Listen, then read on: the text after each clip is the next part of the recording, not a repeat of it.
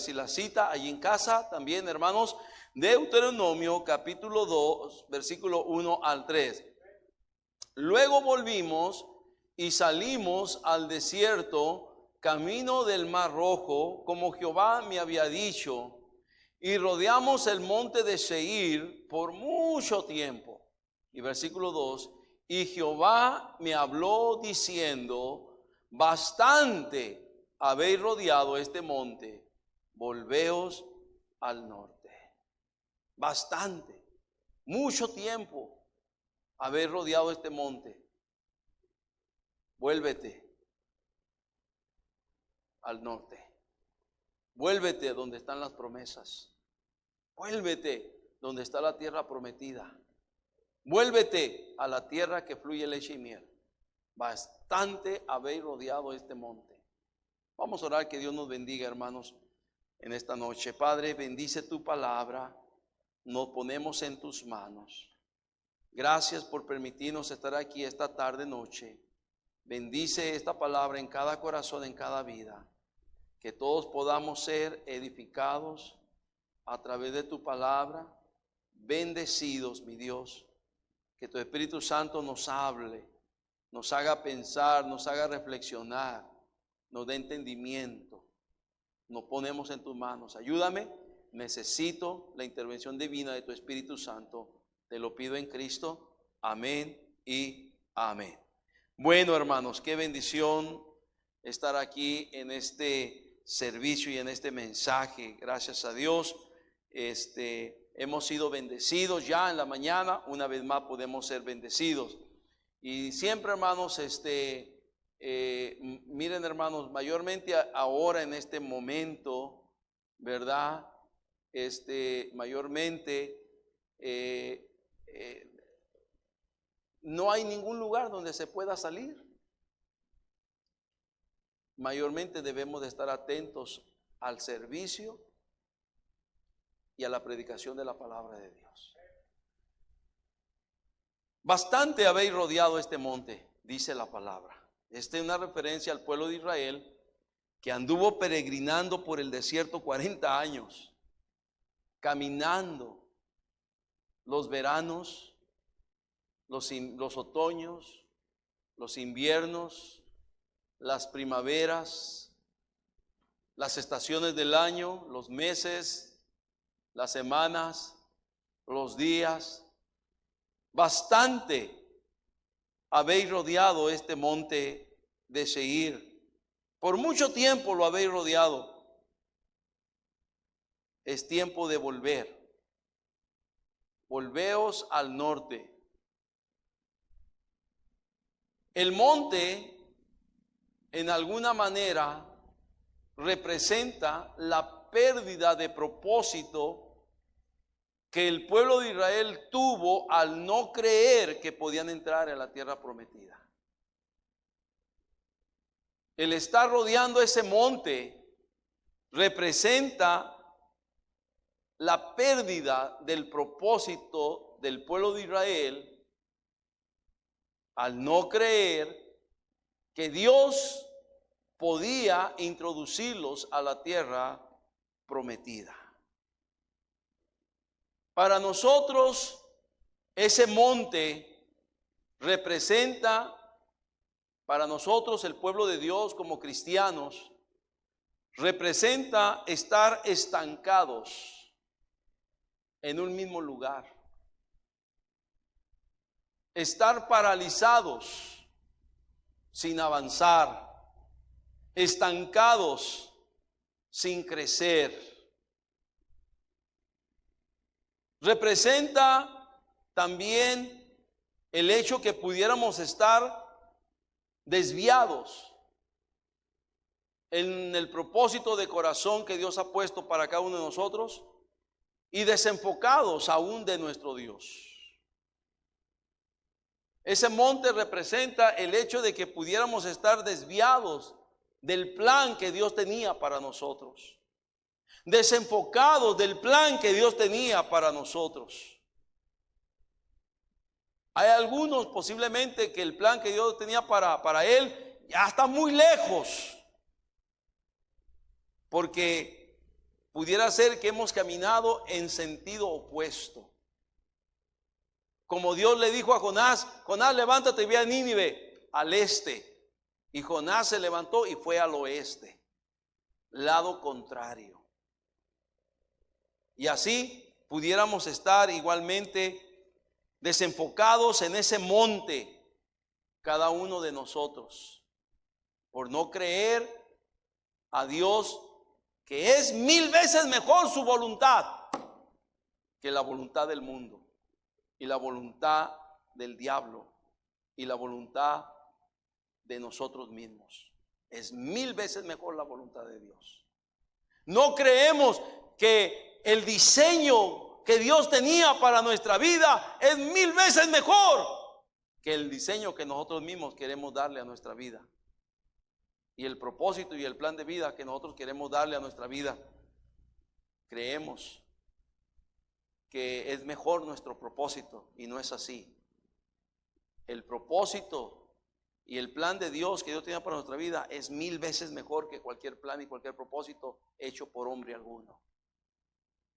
Ahora, ¿qué encontró el pueblo de Israel que también nosotros pudiéramos encontrar en nuestro monte, que nos separa de las bendiciones de Dios y de las delicias de la tierra prometida? ¿Qué se encontraron en el monte? ¿Qué representa ese monte? Quiero compartir con ustedes unas 5 o 6 cosas de lo que ese monte representa. Mientras estaban dándole vueltas por mucho tiempo, por muchos años a ese monte, sin propósito, desenfocados, desviados del plan de Dios, ¿qué representaba ese monte? En primer lugar, hermanos, ese monte representaba el monte de la incredulidad. El monte de la incredulidad. ¿Por qué el monte de la incredulidad? Porque era un monumento a la falta de fe del pueblo de Israel al no creer que Dios es poderoso. Era poderoso y es poderoso para haberlos introducido en la tierra prometida. Leemos en el libro de Deuteronomio capítulo número 13, disculpa hijo, Números capítulo 13, versículo número 31. Hay muchas historias, no puedo leerlas todas, pero vamos a ver unos versículos. Pero esta es la historia cuando Moisés envía a los 12 espías y luego regresan los 12 a dar cuentas. Fueron enviados a reconocer la tierra prometida, la tierra que fluye leche y miel, y ahora regresan a dar las noticias a Moisés y al pueblo. Dice el versículo 31, mas los varones que subieron con él dijeron, no podemos subir contra aquel pueblo porque es más fuerte que nosotros. Y hablaron mal entre los hijos de Israel de la tierra que habían reconocido, diciendo, la tierra por donde pasamos para reconocerla es tierra que traga a sus moradores. Y todo el pueblo que vimos en medio de ella son hombres grandes de estatura. También vimos ahí gigantes, hijos de Anab, raza de los gigantes, y éramos nosotros a nuestro parecer como langostas, y así les parecíamos a ellos. Qué terrible. Ya Dios les había dicho, solamente vayan a reconocer la tierra, traigan las noticias, y dicho y hecho. Ya Dios les había mostrado su poder, ¿sí o no? Ya Dios les había mostrado su grandeza, ¿sí o no? Ya Dios les había mostrado su gloria, ¿sí o no? Ya Dios los había librado de Egipto, ¿sí o no? Ya Dios los había librado del faraón, ¿sí o no? Entonces, hermanos, no quedaba otra cosa más que seguir creyéndole a Dios. Pero ahora dudaron y dijeron, no podemos. No se puede, Dios no puede.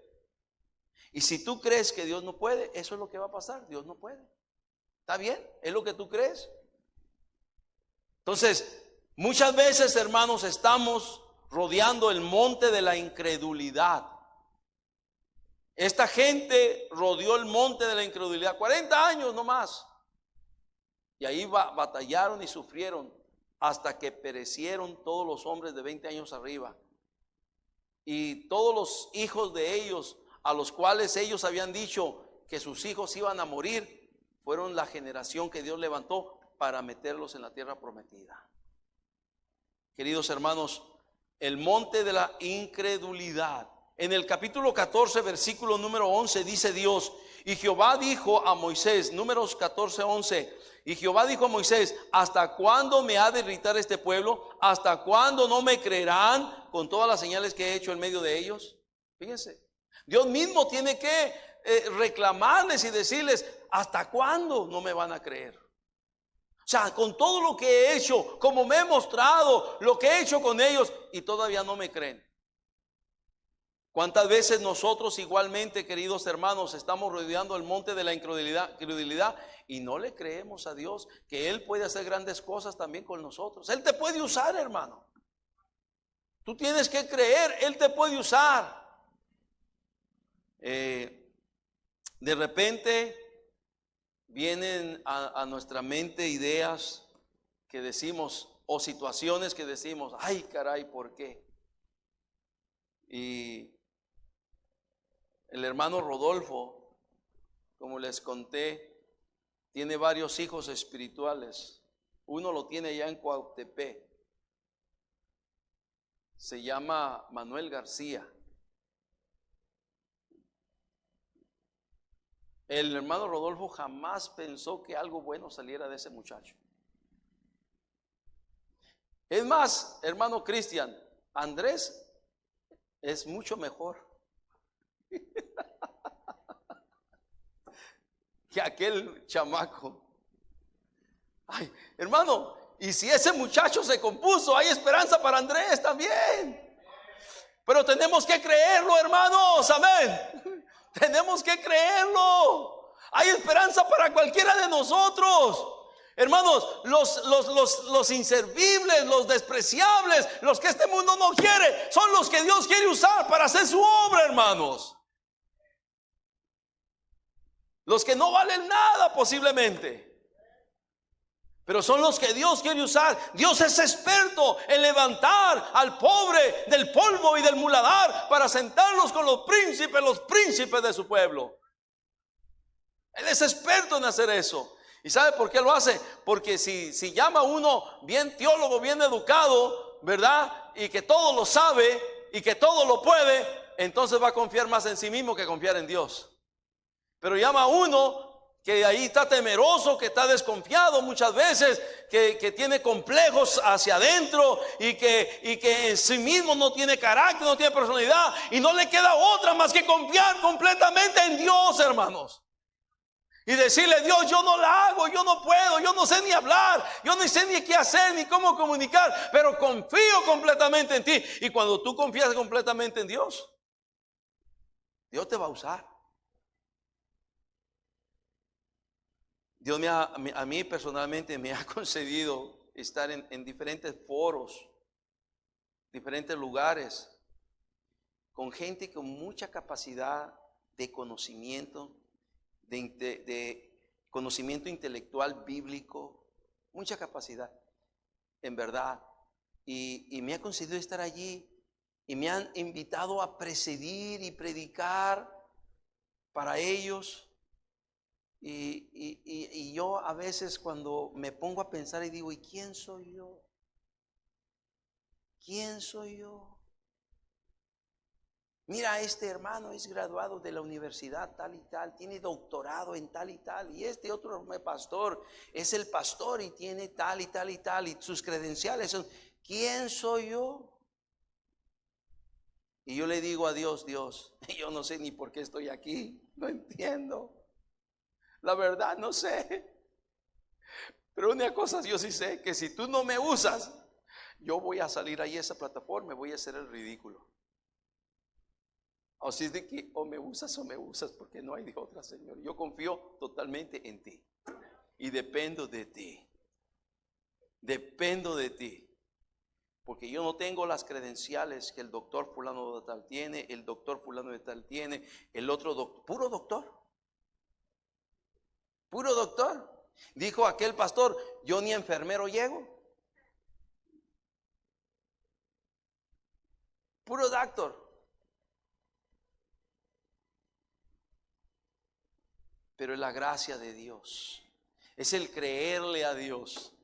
Por eso, si tú me preguntas a mí, y voy a decir uno de mis secretos, ¿en quién te alientas? Mira, yo estaba recordando, y tal vez lo voy a predicar en estos días, ¿verdad? Jabes. Jabes es uno de mis favoritos en toda la Biblia. La historia de Jabes está en 2 versículos nomás.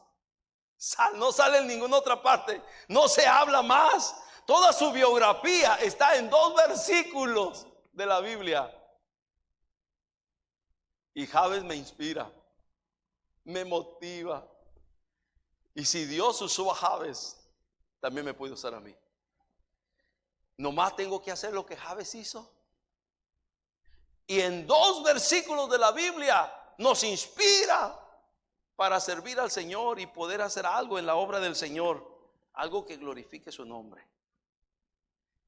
Pero cuando no le creemos a Dios, no pasa nada. El que no está dispuesto a creerle a Dios, no va a pasar nada. Pero si hay alguien que está dispuesto a creerle a Dios, Dios le va a usar. Dios le va a usar. Dios te va a usar a ti. Niño, Dios te va a usar a ti, mi hijo. Jovencito, señorita, Dios te va a usar a ti también. Créele a Dios. Depende de Dios. Y si tienes buenas credenciales, haz a un lado tus credenciales y ponte en las manos de Dios. Y verás que Dios te va a usar de una manera tan increíble. ¿De dónde sacó el rey David? De las majadas, de los corrales, de los ganados, del hato de ovejas. Y cuando lo llamó Samuel y dijo: no nos sentaremos a la mesa hasta que traigas tu último hijo. Todavía pobrecito David venía apestando a chivo. Pero Dios le dijo: porque este es conforme a mi corazón. Este es, úngelo. Y allí abrió la redoma del aceite del óleo santo y lo derramó sobre la cabeza de David. Este es el nuevo rey de Israel. ¿De dónde? ¿De dónde? Wow. Y David asimismo decía: no te olvides del hijo de tu sierva, del siervo, el hijo de tu sierva. No te olvides de mí, que no soy otra cosa más que un siervo tuyo, Dios. Soy hijo de tu sierva. Es todo lo que aprendí, a ser siervo. Wow, qué tremendo. Pero la incredulidad, hermanos, no nos deja avanzar, no nos deja crecer, no nos deja creer que Dios es poderoso para hacer grandes cosas y para usarte. Solo hace falta que tú lo creas. Hace algunos años, Omar, tú no creías que ibas a ser un cantante ni un compositor de cantos, no creías. Pero allí tu mamá: mi hijo, a fuerza, métete a la clase del instituto de guitarra, métete. Y ahora hasta conciertos andas haciendo, hijo mío. Pues es cuestión de creer. ¿Alguien me está escuchando, hermanos? Pero cuando estamos rodeando el monte de la incredulidad, no pasa nada. Y 1 año y no pasa nada. Y 2 años y no pasa nada. Y 10 años y no pasa nada. Y 20 años y no pasa nada. Y 40 años y no pasa nada. Porque no le creemos a Dios.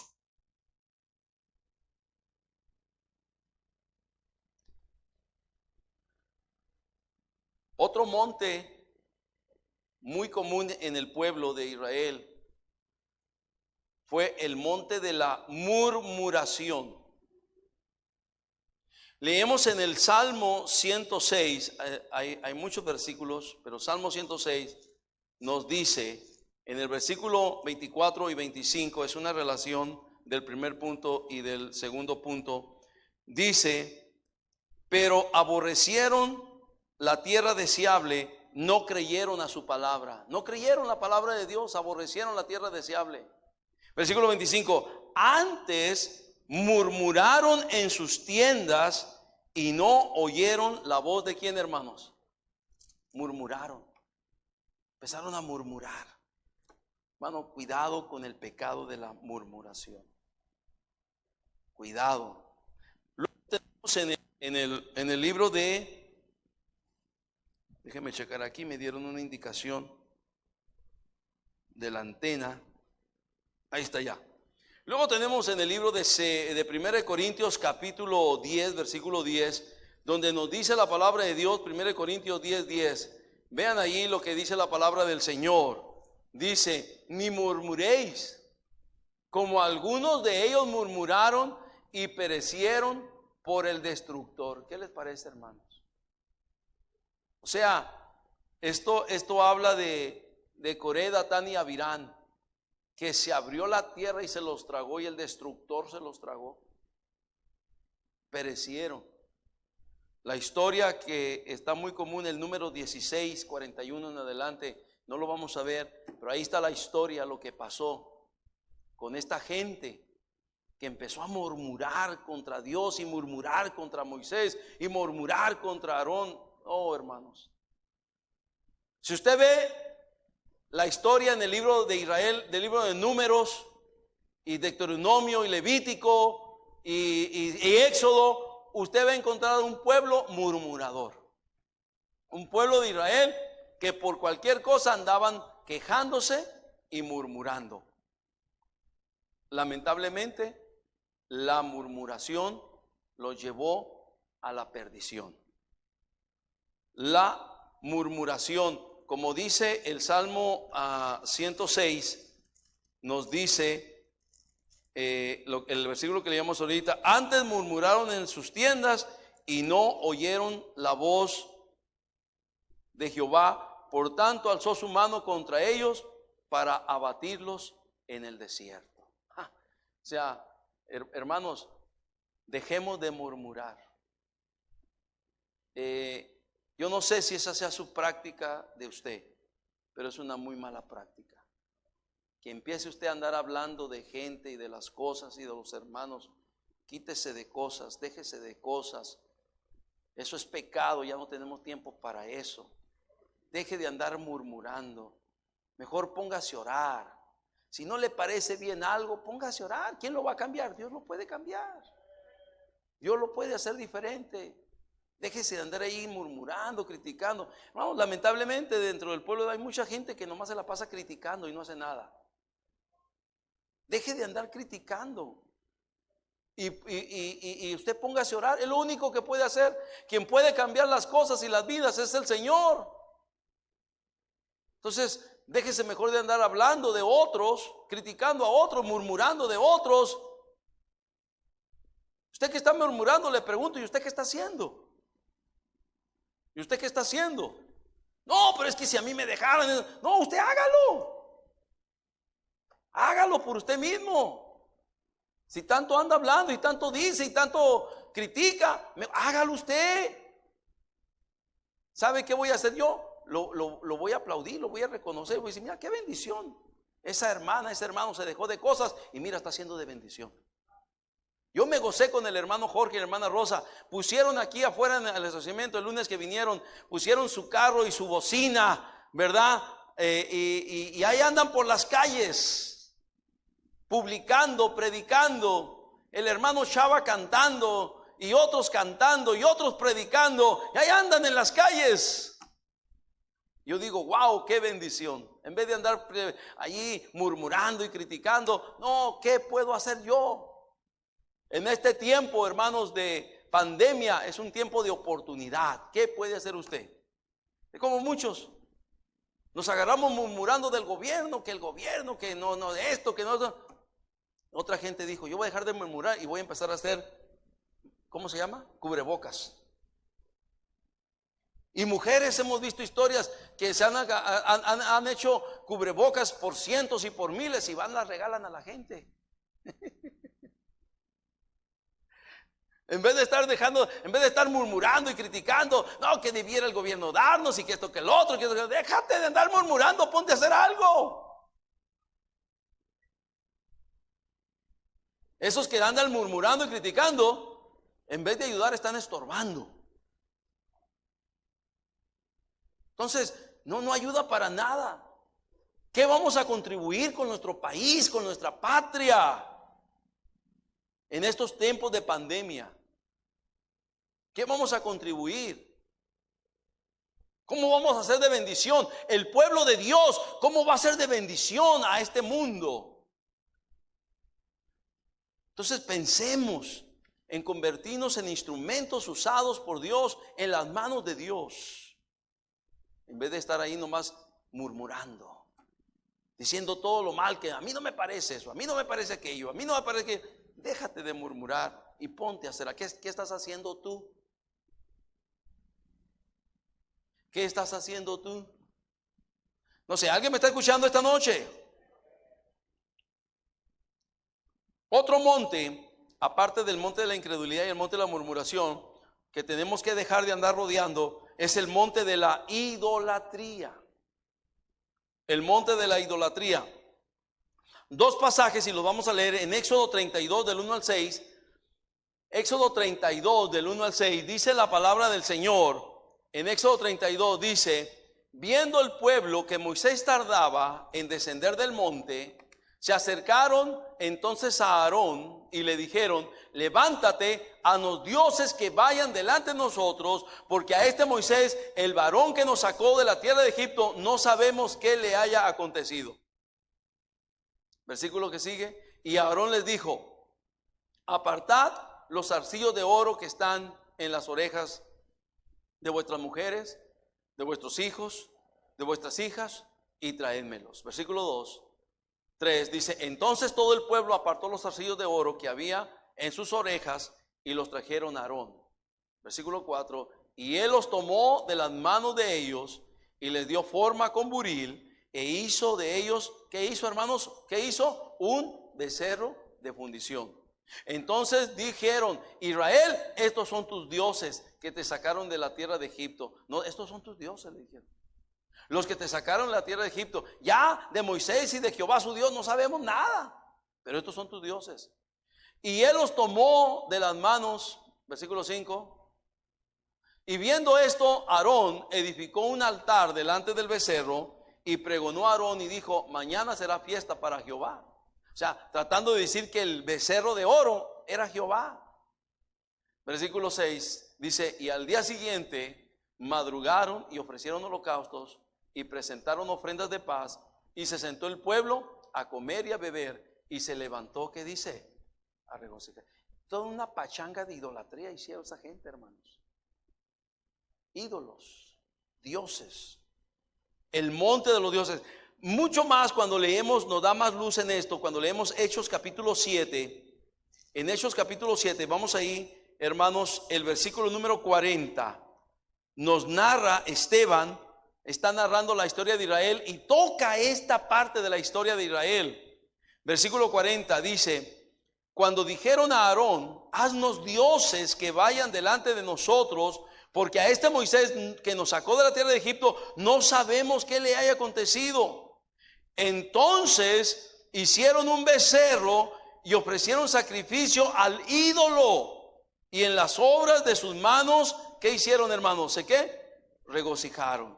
Y Dios se apartó y los entregó a que rindiesen culto al ejército del cielo, como está escrito en el libro de los profetas: ¿acaso me ofreciste víctimas y sacrificios en el desierto por 40 años, casa de Israel? Versículo 43 dice: antes bien llevasteis el tabernáculo de Moloc y la estrella de vuestro dios Rafán, figuras que os hicisteis para adorarlas. ¿Te das cuenta? O sea, había un tabernáculo, el tabernáculo de Dios, y ellos hicieron, había otro tabernáculo que ellos habían hecho para Moloc y para sus dioses. Oh, queridos hermanos, los ídolos, los dioses, cada siglo, cada generación tiene sus propios dioses. Cada siglo tiene sus propios dioses. Hoy, en nuestro siglo, tenemos nuestros propios dioses, como el Dios del dinero, el Dios del materialismo. Lamentablemente, eso, ¿verdad? Ha desviado a muchos buenos cristianos. Muchos buenos hermanos se han dejado llevar por el Dios del dinero, el Dios del materialismo. ¿Qué quiere decir eso? ¿Que el dinero es malo? No, pastor. El problema es que hacemos un Dios del dinero, un Dios del materialismo, al grado que hay gente que no le queda tiempo ya para Dios, para las cosas de Dios, para venir a la iglesia. No, porque ahora lo único que le preocupa es hacer dinero, lo material. Ese es el Dios de este siglo, el materialismo. La gente se prepara porque tiene el propósito de hacer dinero, y cuando no lo tiene de una manera, lo ve de otra manera, y como sea, quiere tener dinero. Este pobre país ha quedado estafado cada 6 años, ha quedado estafado, y se han convertido en un montón de funcionarios multimillonarios por bola de corruptos y estafadores que hemos tenido en este país, porque lo que no ganaron en un sueldo de funcionario público, se robaron todo y se lo llevaron. Y ellos tienen casas en España, en Francia, en Inglaterra, en Suiza, y dinero, millones de dólares en muchos bancos del mundo.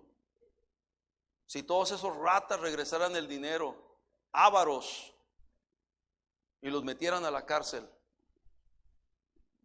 A ese Duarte, el gobernador estaban queriendo poner uno de sus ranchos, pisos de mármol, hermanos, albercas, canchas de tenis. O sea, ¿cómo puede ser eso posible? La avaricia, el dinero, lo que no te deja por ganar bien el dinero, no importa cómo lo tengas. Y así muchos cristianos se quieren ir tras ese formato de la avaricia. Y la misma Biblia dice que muchos que han ido en pos de la avaricia se desviaron y terminan en perdición. Cuida tu corazón. El dinero no es malo, sino el propósito es de que solamente la avaricia es, tú quieres tener más, y luego quieres tener más, y luego quieres tener más, y la avaricia, el materialismo, se convierte en tu Dios. Cada siglo tiene su propio Dios. El Dios del placer. Ese es un Dios de este siglo. El Dios del placer. ¿Verdad? La gente quiere tener placeres. Los placeres. Viven por placeres. Trabajan toda la semana porque el fin de semana se van a sus placeres. Y ahorita andan como leones enjaulados muchos, ¿verdad? Porque sus lugares, sus santos están cerrados. El Dios del placer.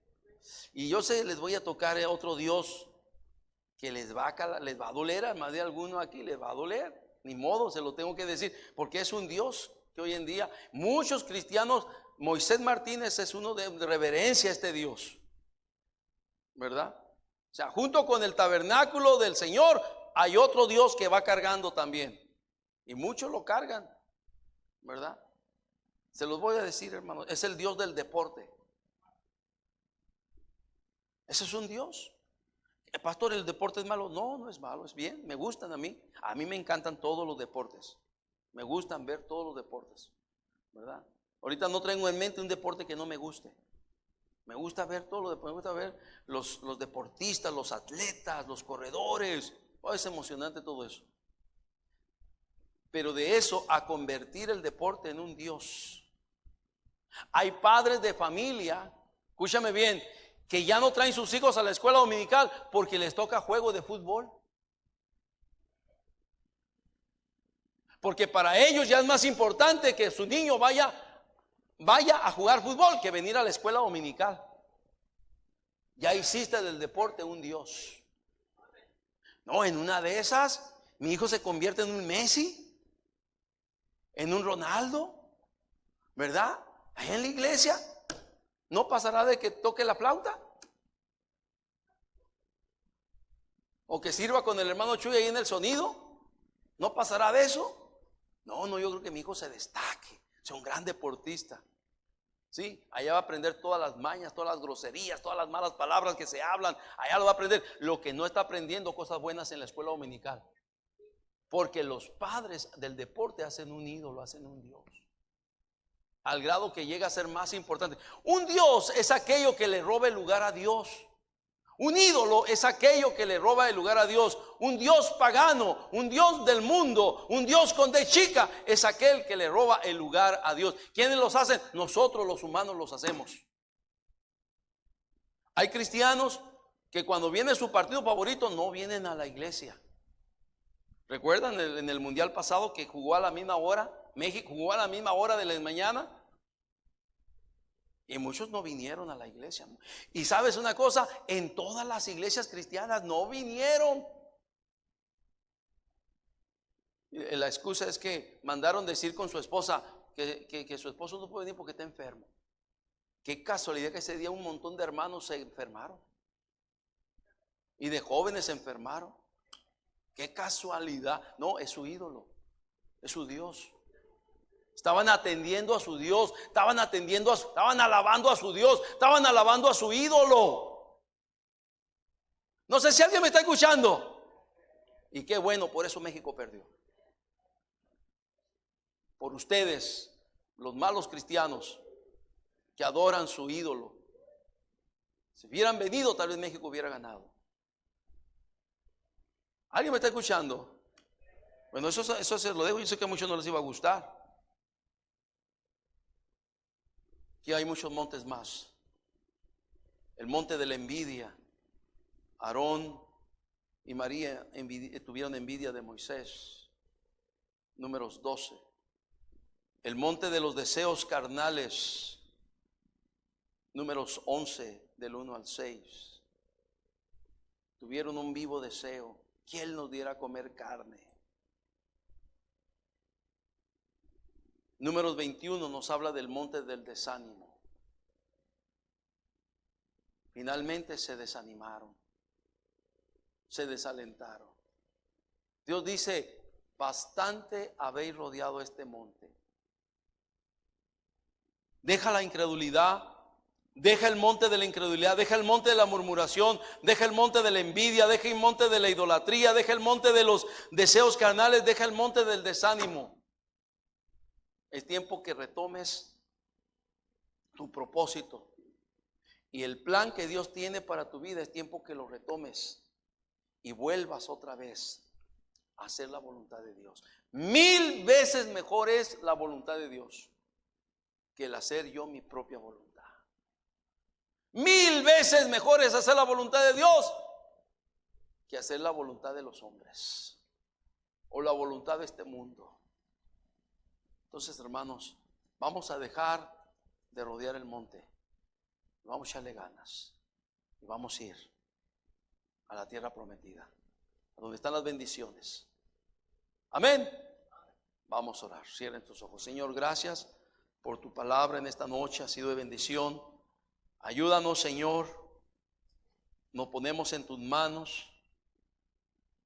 Hay montes que hemos estado rodeando por mucho tiempo.